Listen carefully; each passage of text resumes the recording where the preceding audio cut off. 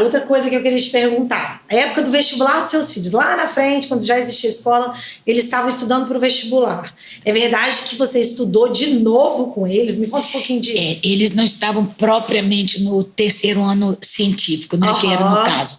Eles estavam assim, no oitavo ano, que era nem sei que ano que era isso que correspondia. Nono ano hoje, vamos dizer, e outro no primeiro ano do ensino no científico. Eu tive que fazer a faculdade porque eu tinha que ter assinatura nos documentos da escola e eu tinha que ter curso superior. E você não queria deixar outra pessoa assinar? Não, de jeito nenhum. Eu tinha condição, por que eu ia deixar? Aí eu resolvi... Tinha tempo de sobra, né? Vai fazer mais um... Aí eu peguei os livros de Leandro, que era mais adiantado, e estudei história, geografia, a gramática, alguma coisa assim. Só francês, que eu fui para algumas aulas particulares na casa de uma colega minha, lá em Jardim da Penha. Eu ia lá aos domingos e ela me dava algumas aulas da gramática francesa, que eu já não lembrava mais, e me ensinou alguma coisa, e no meio de 120 vagas, eu passei em 12º lugar. Caraca, então, eu achei assim, já tinha 19 anos que eu não estudava. Gente. Para a prova, assim, né, de vestibular. Não, você era muito nerd, então. Isso aí não tem nem discussão, né? Nossa Senhora. As pessoas não são nerds à toa, é uma geração de pessoas nerds. Muito legal. No melhor do sentido das palavras, claro, tá? Por favor, com todo respeito. Então, assim, vocês criaram a escola, tiveram as primeiras salas, banheiro. A moça ainda morava com você porque o seu marido... A Maria, né? Porque seu marido ainda viajava. Então, os seus filhos, eles já... Assim, durante essas mudanças, né, em que você trabalhou no estado, em outras escolas, e foi construindo a São Domingos, eles foram crescendo. Então, acabou que eles não estudaram lá, né? Eles estavam em outras escolas e você começou com a alfabetização. Alfabetização. Que é o que ninguém fala, ninguém está preparado para essa conversa, mas o início de tudo é o mais importante. Ninguém está preparado para entender que a educação infantil é mais importante que a faculdade. Nossa Senhora! E aí, você começou, né, com a escola, então eles acabaram não estudando lá, porque eles eram mais velhos. Mas aí depois eles casaram e vieram os netos, não teve isso? Eles estavam no começo da escola? Lara, deixa eu falar uma coisa com você antes disso. Quando a escolinha foi criada, eu gostaria de falar com você o seguinte, sabe o que é uma pessoa na escola? Diretora, supervisora, orientadora educacional, tesoureira, professora, servente e mais outra função aí que apareça. Limpeza, cozinheiro. Limpeza, desentupidora de esgoto, desentupidora de vaso. Nunca me caiu pedaço, e sabe quem fazia? Eu. Fazia isso.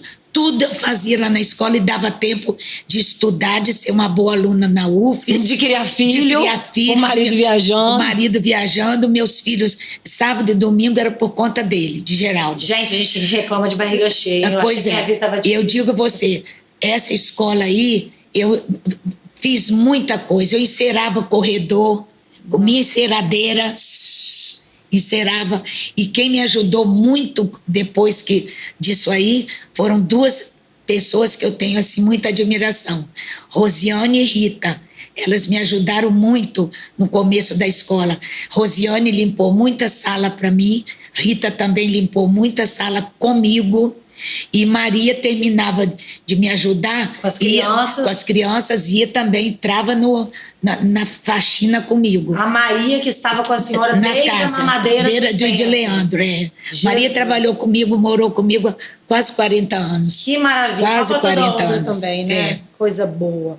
E na época que você pediu demissão do Estado, foi difícil para construir a escola? A escola foi construída. Eu pedi 2 anos de licença sem vencimentos. Porque muita gente faz isso na hora de empreender, né? Porque eu tinha morrendo de medo de não dar certo a escola. Porque empreendeu isso. Pode não dar certo. Pode não dar certo. Eu vou investir na escola e vou ficar sem emprego. Aí eu falei, eu vou pedir 2 anos de licença sem vencimentos, que em 2 anos dá para eu observar se a coisa vai funcionar ou não. Então eu pedi licença, os 2 anos de licença. Quando eu pedi, eu fui embora para a Conceição da Barra, porque ia sair minha exoneração, não. Ia sair minha licença, e saiu minha licença, e depois deu tudo certo, estava dando certo, aí eu tive que me exonerar. Aí eu falei, aí chegou a pior hora da minha vida, que me exonerar de vez do Estado. Eu ganhava pouco, mas era uma coisa que eu podia confiar. Era o fixo, né? Era o fixo, eu podia confiar. Menina, aí o que eu fiz? Pedi exoneração. E esperei, nada de sair.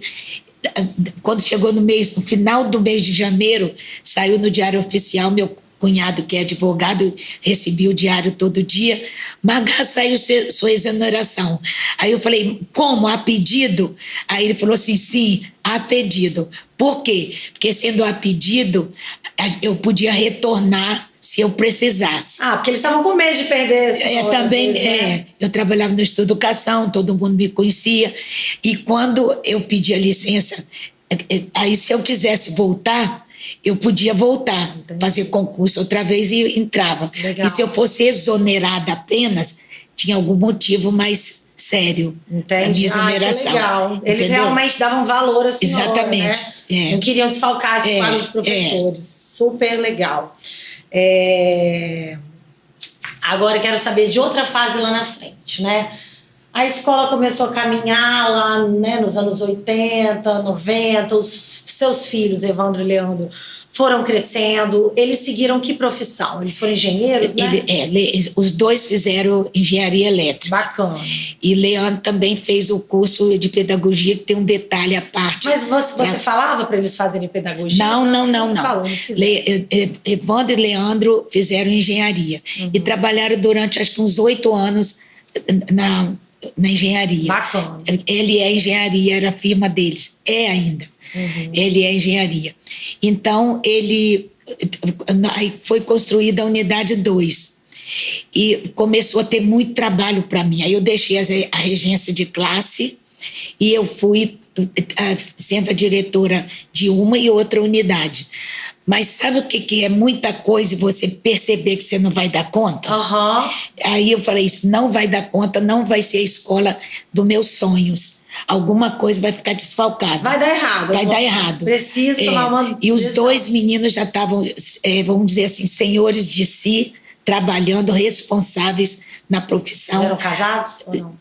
Já eram casados. Olha. Aí eu chamei os dois lá em casa, combinei com o Geraldo. Geraldo, não vou aguentar.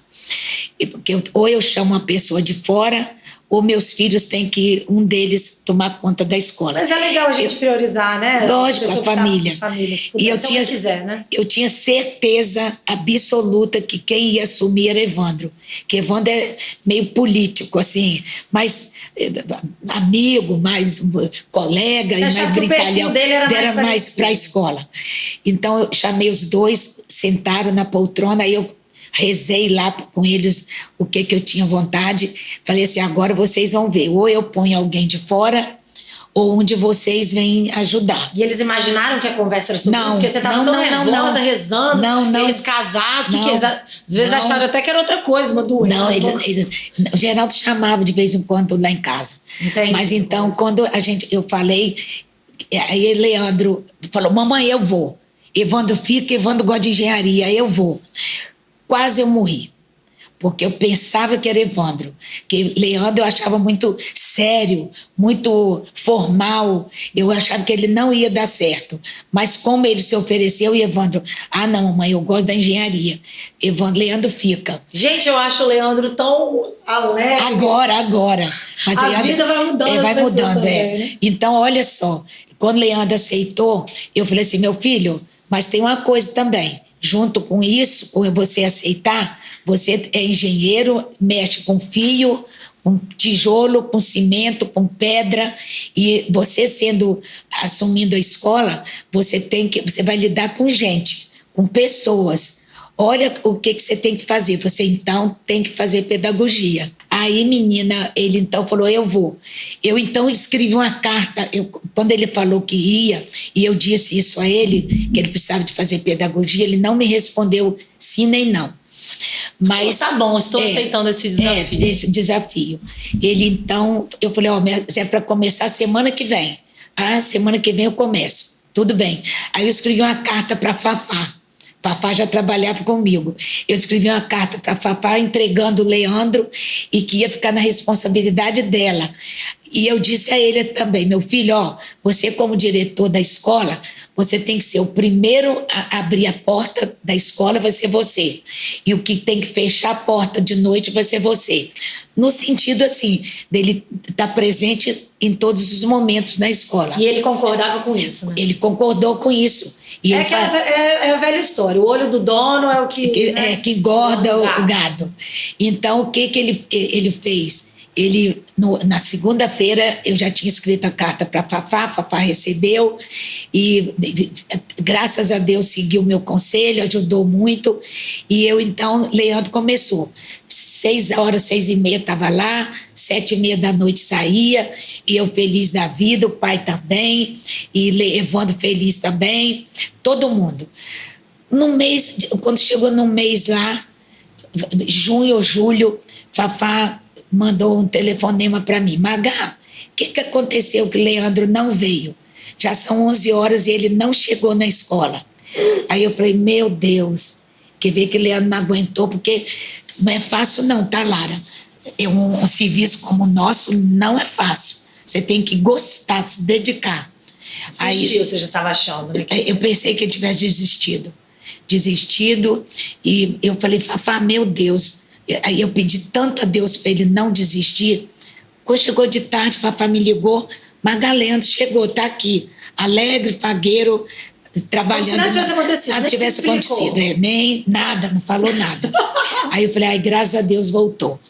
No outro dia, Fafá liga para mim, Magá, Leandro faltou outra vez. Falei, meu Deus do céu. Tá na farra. Não, nem pensei em farra, porque eles não eram disso, não. Nunca foram. Então, eu falei, meu Deus, Leandro não gostou do serviço. E isso aí tem que gostar, tá, Lara? Tem que gostar, tem que estar dentro da gente. Então, menina, de tarde, Fafá, Magá, Leandro voltou. Falei, meu Deus, Deus benza para ele ficar. Só conversando com Deus. O tempo passou, daí uns 10 dias, um rapaz que trabalhava conosco ligou para mim, Dona Magá, pelo amor de Deus, o resultado da FAESA saiu. Leandro foi um dos primeiros alunos a ser aprovados. Eu falei, é mesmo, Kleber? Aí eu liguei para ele. Leandro, você passou. Passei aonde, mamãe? Eu falei, você passou na FAESA para pedagogia. Aí eu fui ver que esses 2 dias que ele tinha falhado eram justamente os 2 dias dia da prova. E ele não tinha me falado, não. Ficou com medo, ficou às com vezes, medo. né? Eu falei, Leandro, você ficou com medo? Ele falou, mãe, fiquei com medo porque esse negócio mudou, negócio de acento, porque a gramática tinha mudado. Acento não tinha mais vários acentos e tal, ficou com medo de não passar.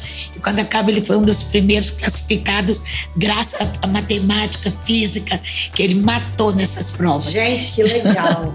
Aí depois ele foi se especializando, né? Aprendeu oratória, ficou uma pessoa mais aberta. Oratória. Eu não conhecia esse lado dele fechado, sério. Não, ele era mais sério.